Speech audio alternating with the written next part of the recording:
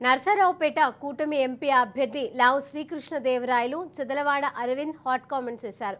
నర్సరావుపేటలో YCP నాయకులు లేనిపోని అపోహలు సృష్టిస్తున్నారని ఆరోపించారు. వైసీపీకి అనుకూలంగా ఓటు వేసే విధంగా ఓటర్లను భయభ్రాంతులకు గురి చేస్తున్నారని మండిపడ్డారు. ఉద్యోగులు ప్రశాంతంగా ఓటు హక్కును వినియోగించుకోవాలని సూచించారు.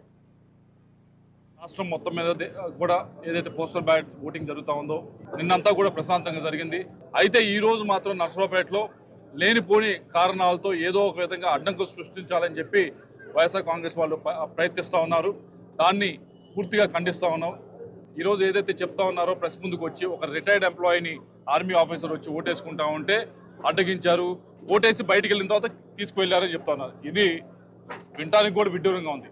రిటైర్డ్ ఎంప్లాయీకి పోస్టల్ బ్యాలెట్ ఉండదు. అటువంటి రిటైర్డ్ ఎంప్లాయీ ఎందుకు వస్తాడు, ఓటు ఎందుకు వేసుకుంటాడు, బయటకు ఎందుకు వెళ్తాడు? సరే, ఓటు వేసిన తర్వాత ఎవరైనా కారెక్కించుకొని వెళ్తారా? నిజంగా అలాంటి పరిస్థితి ఉంటే ఇది చాలా విడ్డూరంగా ఉంది. చెప్పేవన్నీ కూడా చాలా చాలా దారుణంగా మాట్లాడుతూ ఉన్నారు. అనుకూలంగా జరుగుతున్న పోస్టల్ బ్యాలెట్ ఓటింగ్ని ఏదో విధంగా అడ్డుకోవాలి, దాన్ని స్లో డౌన్ చేయాలి. ఎవరైతే ఎంప్లాయీస్ వస్తూ ఉన్నారో వారిని ఓటేయకుండా ఆపాలని చెప్పి ప్రయత్నిస్తూ ఉన్నారు. దయచేసి ఎంప్లాయీస్ అందరూ కూడా మీరందరూ కూడా గమనించాలి. ఇదంతా కూడా మరి ఎంప్లాయీస్ అందరూ కూడా పోస్టల్ బ్యాలెట్ జరుగుతుంది ఎస్ఎస్ఎన్ కాలేజీలో.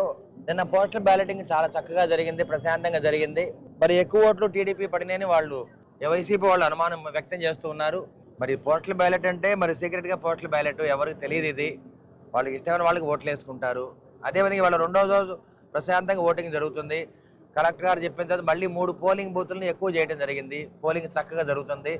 నేను శ్రీకృష్ణదేవరాయలు గారు పోలింగ్ స్టేషన్కి వెళ్ళి చక్కగా పర్యవేక్షించి మేము ఇవాళ పాదయాత్ర రావడం జరిగింది. మేము వచ్చిన తర్వాత ఎమ్మెల్యే గోపిరెడ్డి శ్రీనివాసరెడ్డి అతని అనుచరులు ఒక 200 మంది పోస్టల్ బ్యాలెట్ సెంటర్లోకి వెళ్ళి దాన్ని రిగ్గింగ్ చేయడానికి వాళ్ళు ప్రయత్నం చేయడం జరిగింది.